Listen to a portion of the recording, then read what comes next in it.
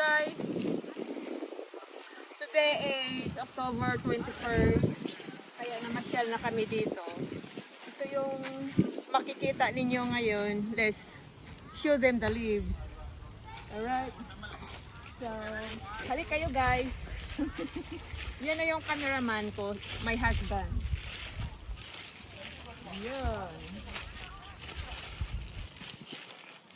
Ganda ng mga ano, yan na yung mga dahon ng kahoy ngayon. Mga kahoy. Saka, kasi fall ngayon, kaya kami namasyal dito. Tapos, winter na naman, mag-i-snow na naman dito.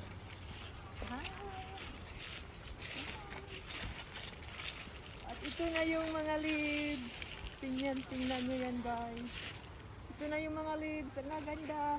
Dito pa. Less. That side.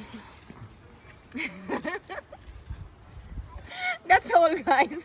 My cameraman is smiling. Hi. Thank you for watching. Bye.